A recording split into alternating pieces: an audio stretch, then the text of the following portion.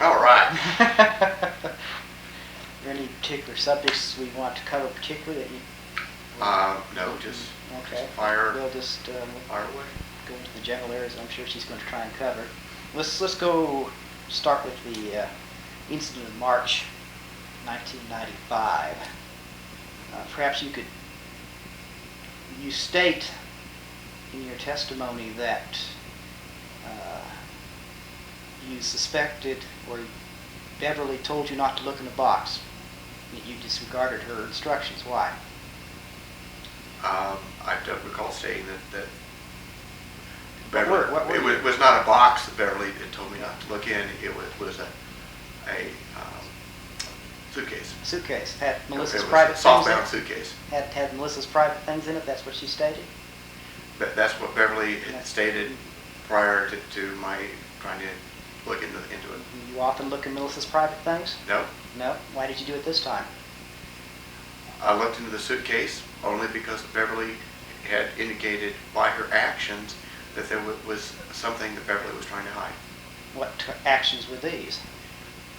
Beverly had taken the suitcase and clutched it tightly to her and walked out of the house with it and stuck it in the van specifically.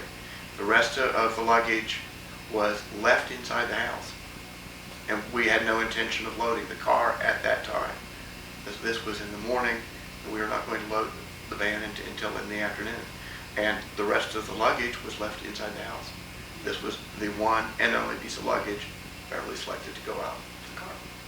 And in the past, when Beverly selected a piece of luggage, did you often search through it? No. No?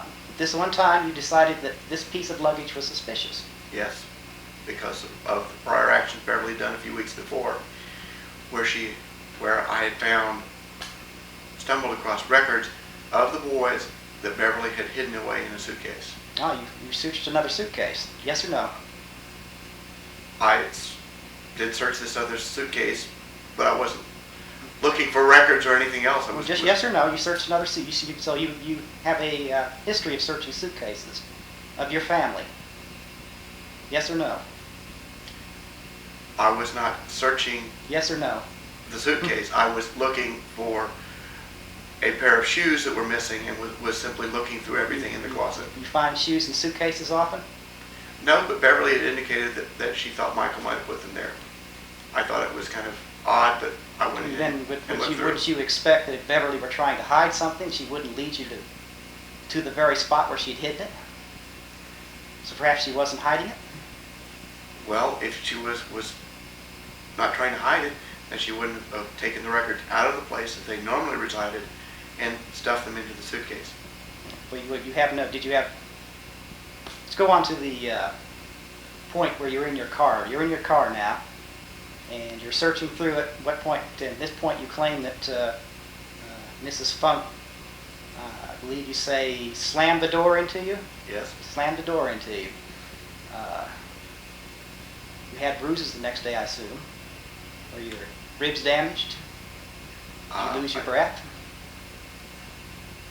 No, but my shoulders were my left shoulder was a little sore the next day. A little sore the next day. From this car door, she slammed it with all her might. I understand that. Is that correct? She certainly slammed it. Slammed it hard. And you have a sore shoulder. What were you feeling then when she slammed the door on you? What were your feelings? Shock, surprise. Surprise? What were your intentions after that? What were you going to do? The car door was still being pressed against me, Mm-hmm. and I was being squeezed into the jamb of the door. My intention was to stop this assault. Stop this assault.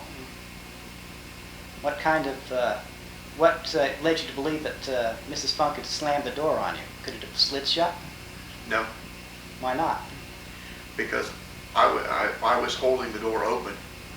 It has a catch, and I was standing in the door, and it had an amount of catch. Mm-hmm. And if the door had just simply come in by gravity, it would have been very gentle.